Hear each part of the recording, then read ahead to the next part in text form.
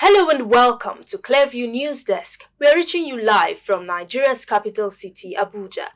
I am Gloria Atta. Nigeria's President Bola Tinubu has conferred posthumous national honors on its officers and men who were killed in the course of duty on 14th March 2024 in Okwama Community, Delta State. At the burial of the officers and soldiers at the Military Cemetery, Abuja, the President also announced scholarships and house gifts for the children and families of the slain military personnel. Let's now join Clearview's correspondent for details of the emotion-laden last respect for the gallant soldiers.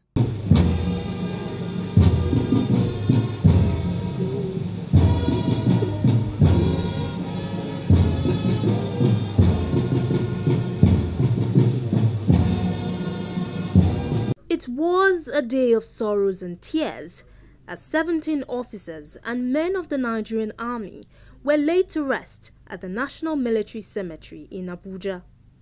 The deceased personnel, who were troops of the 181 Amphibious Battalion of Operation Delta Safe, were said to be on a peace mission to Okwama Community of Delta State when members of the community launched unprovoked attacks on them, killing the commanding officer, 2 majors, 1 captain, and 12 personnel of the battalion.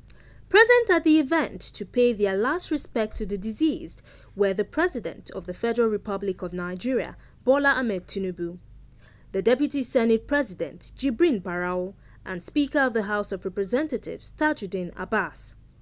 State governors of Delta, Bayelsa, Kogi, Kaduna, Imo, and Kano were also conspicuously present alongside other members of their cabinet. The Chief of Defense Staff, General Christopher Musa, service chiefs, and other military top brass, dignitaries, family members, and friends were also there to pay their last respect. Take my hand, lead me on, let me stand, I am tired. The President joined the solemn assembly at exactly 4:10 p.m. He said the officers and soldiers who lost their lives that fateful day were patriots whose service will be remembered and honored for generations to come. You are all our heroes. Each man now belongs to the hallowed list of servicemen and women who defended our country and protected their fellow Nigerians, not minding the risk to their own lives. They have all been awarded now a posthumous national honor. The 4 gallant officers have been accorded the award of members of the Order of Niger, MON.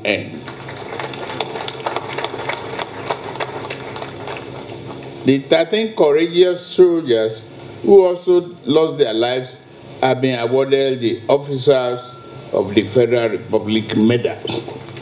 I want to make it clear once more that those who committed this heinous crime will not go unpunished. The Chief of Defense Staff, General Christopher Musa, and the Army Chief, Lieutenant General Taurid Lagbaja, said the armed forces will not rest until all perpetrators of the heinous murder are brought to book and all forms of criminality is wiped off the country.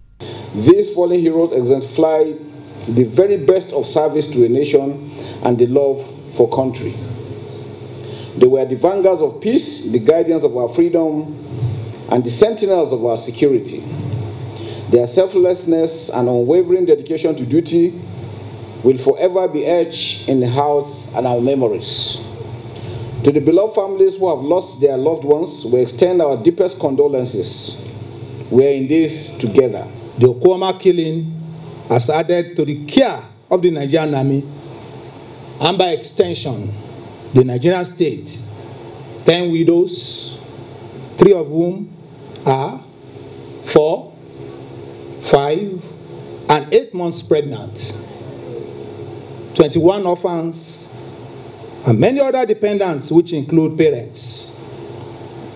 While commiserating with the families of these gallant soldiers, I assure them that the Nigerian Army and the good people of this country will not leave them in the cold. We shall do all within our power to provide succor to them and preserve the memories of their departed loved ones. Key moments at the solemn event was the presentation of national colours to the deceased next of kins, laying of wreath by dignitaries, the 21-gun salute,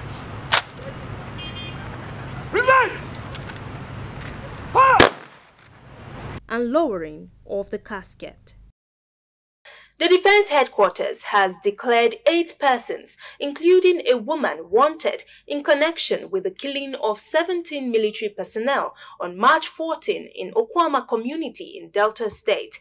The information was disclosed by the Director Defense Media Operations, Major General Edward Buba, at the Defense Headquarters bi-weekly press briefing this Thursday in Abuja. Clearview News correspondent was there and now tells us more.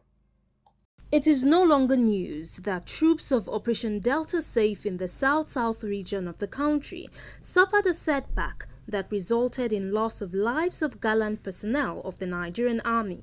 The deceased personnel, who were troops of the 181 Amphibious Battalion of Operation Delta, were said to be on a peace mission to Okwama community of Delta State when members of the community launched unprovoked attacks on them.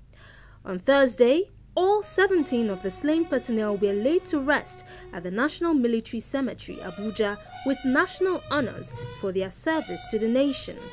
At the Defense Headquarters bi-weekly press briefing this Thursday, the Director Defense Media Operations, Major General Edward Buba, said the military is doing all within its powers to ensure there will not be a repeat of the ugly incident.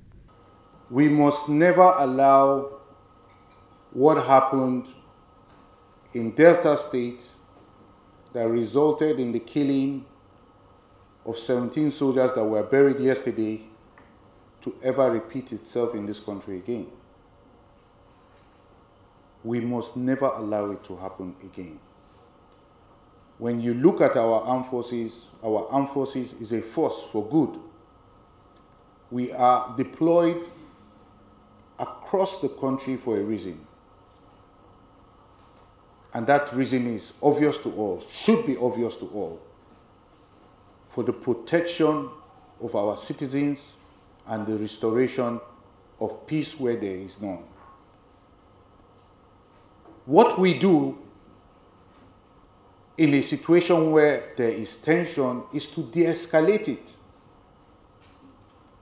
And where it has gone out of hand, we contain it to make sure it doesn't spread. So what has happened in Delta must never repeat itself. And it is for that reason that we have put out this banner of 8 persons, including a woman, as wanted persons.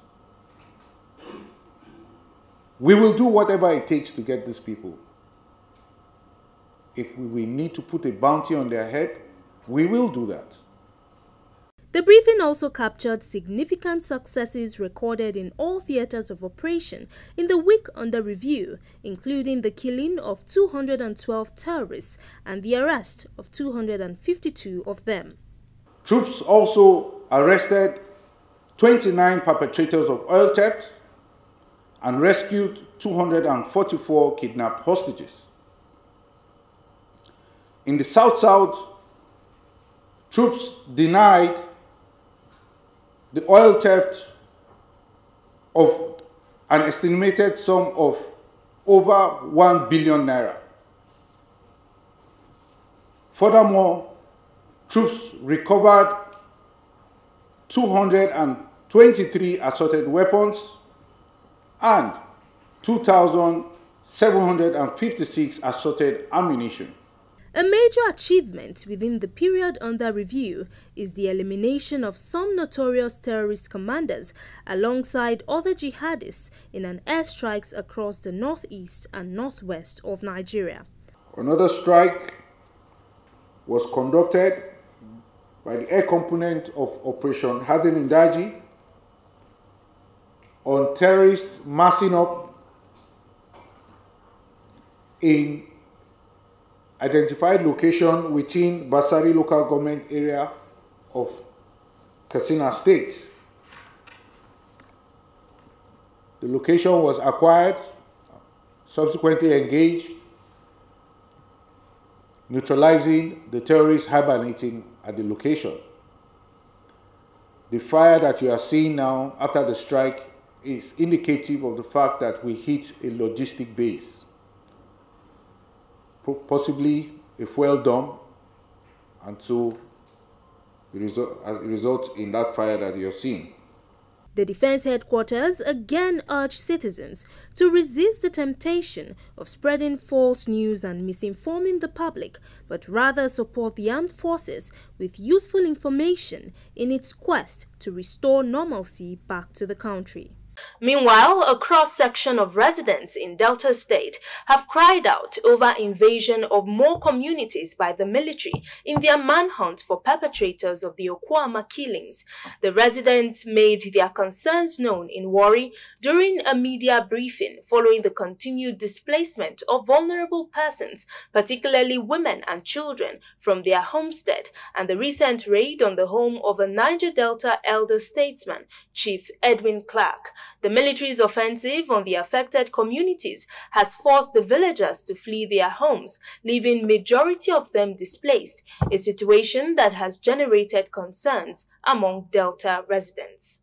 Security apparatus should not be biased in its security or intelligence reports in order not to victimize and intimidate innocent residents in Niger Delta region. It is suffice to say that military repressive killings of innocent persons and burning down of houses in Bayelsa State were hasty, and it could be measured as a great injustice within the ambit of the law. Footages we've seen, it is a sad one. The Army's reprisal attack is condemnable, and we call for an end to the continual siege of Igbomotoro communities and other neighboring communities in that area. The barbaric raid is a slap on the Ijaw nation, and it's meant to embarrass the 97-year-old Ijaw national leader who has served this nation meritoriously, and to equally incite provocation among Ijaw youths by suspected crisis merchants to accomplish their game plans. Imo State Governor Hope Uzodinma wants a comprehensive audit of all abandoned projects of the Niger Delta Development Commission in the state so the commission can revisit the projects. The governor gave the advice when he played host to the Minister of Niger Delta Development Commission, Abubakar Momo, at the Government House, Owerri. The report. Governor Hope Uzodinma welcomed the minister, who was on a working visit to the state, with open arms, with the assurance that his administration will continue to partner with the Ministry of Niger Delta Development to ensure speedy development of the state. The governor also called for a strengthening of the presidential amnesty program of the ministry to empower residents. I want to use this opportunity to call for a comprehensive audit of all abandoned projects, not only in Imo State but in the region. I want to also use this opportunity to call on the Ministry of the Niger Delta Affairs to see how they can rearrange and strengthen the amnesty program of federal government. That program is capable of bringing discipline, engaging our young men and women to be more useful to the society, and also to be able to live quality lives.